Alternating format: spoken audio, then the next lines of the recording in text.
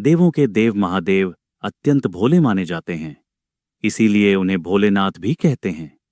पौराणिक मान्यता है कि उन्हें प्रसन्न करने के लिए किसी विशेष आडंबरपूर्ण पूजन की आवश्यकता नहीं होती। भक्त के मन से की गई सच्ची भक्ति मात्र से ही वे शीघ्र प्रसन्न हो जाते हैं।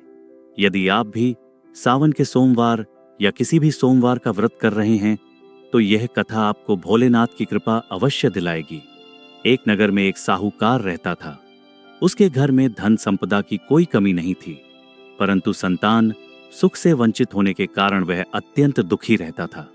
संतान प्राप्ति की कामना से वह हर सोमवार को विधिवत व्रत रखता और पूरी श्रद्धा से शिव मंदिर जाकर भगवान शिव तथा माता पार्वती की पूजा करता। साहूकार की इस अगाध भक्ति को देखकर एक दिन माता पार्वती ने प्रसन्न होकर भगवान शिव से उसकी मनोकामना पूर्ण करने का निवेदन किया। पार्वती जी के आग्रह पर भगवान शिव बोले, हे पार्वती, इस संसार में हर प्राणी अपने कर्मों का फल भोगता है और जिसके भाग्य में जो लिखा है उसे वह प्राप्त होता ही है। किंतु साहूकार की भक्ति से द्रवित माता पार्वती ने बार बार उसकी इच्छा पूर्ण करने का आग्रह किया। तब माता के आग्रह पर शिवजी ने साहूकार को पुत्र प्राप्ति का वरदान दिया, परंतु साथ ही यह भी बताया कि यह बालक केवल 12 वर्ष तक ही जीवित रहेगा। साहूकार ने भगवान शिव और माता पार्वती के इस संवाद को सुना। इस पर न तो उसे अत्यधिक हर्ष हुआ और न ही कोई विषाद। उसने पहले की भांति ही शिवजी की पूजा और व्रत जारी रखा। कुछ समय पश्चात साहूकार की पत्नी ने एक पुत्र को जन्म दिया। घर में खुशियां आईं।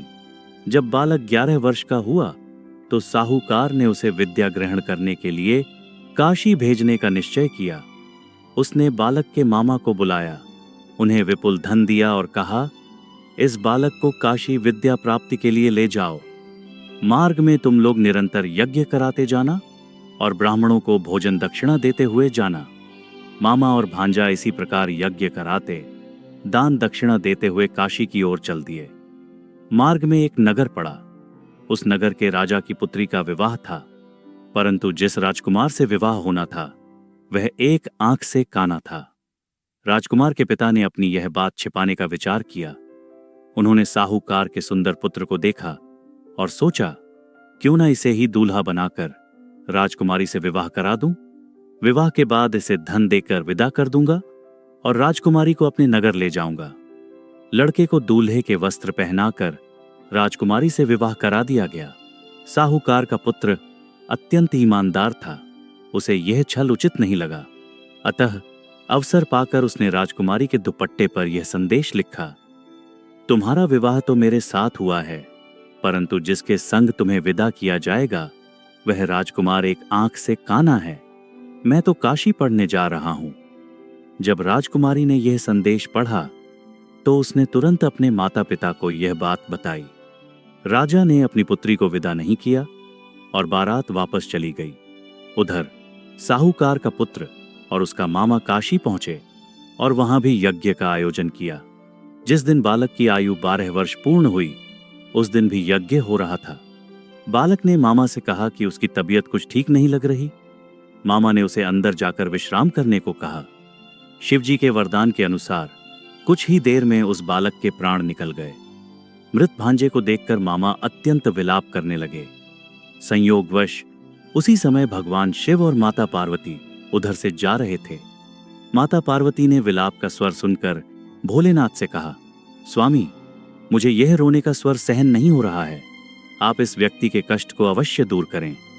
जब शिवजी उस मृत बालक के समीप गए तो बोले, पार्वती, यह तो उसी साहूकार का पुत्र है जिसे मैंने 12 वर्ष की आयु का वरदान दिया था और अब इसकी आयु पूर्ण हो चुकी है। किंतु मातृभाव से विह्वल माता पार्वती ने पुण्य आग्रह किया, हे महादेव, आप इस बालक को और आयु देने की कृपा करें, अन्यथा इसके वियोग में इसके माता पिता भी प्राण त्याग देंगे। माता पार्वती के गहन आग्रह पर भगवान शिव ने उस लड़के को जीवित होने का वरदान दिया। शिवजी की कृपा से वह बालक पुनः जीवित हो गया। शिक्षा पूरी करके लड़का मामा के साथ अपने नगर की ओर वापस चल दिया। दोनों चलते हुए उसी नगर में पहुंचे जहां उसका विवाह हुआ था। वहां भी उन्होंने यज्ञ का आयोजन किया। लड़के के ससुर ने उसे तुरंत पहचान लिया। उन्होंने महल में ले जाकर उसकी भरपूर खातिरदारी की और अत्यंत प्रसन्नता से अपनी पुत्री को उसके साथ विदा किया। इधर साहूकार और उसकी पत्नी भूखे प्यासे रहकर अपने बेटे की प्रतीक्षा कर रहे थे। उन्होंने यह प्रण कर रखा था कि यदि उन्हें अपने बेटे की मृत्यु का समाचार मिला तो वे भी प्राण त्याग देंगे। परंतु अपने बेटे के जीवित लौटने का समाचार पाकर वे अत्यंत प्रसन्न हुए। उसी रात भगवान शिव ने साहूकार के स्वप्न में आकर कहा, हे श्रेष्ठी, मैंने तेरे सोमवार के व्रत करने और व्रत कथा सुनने से प्रसन्न होकर ही तेरे पुत्र को लंबी आयु प्रदान की है।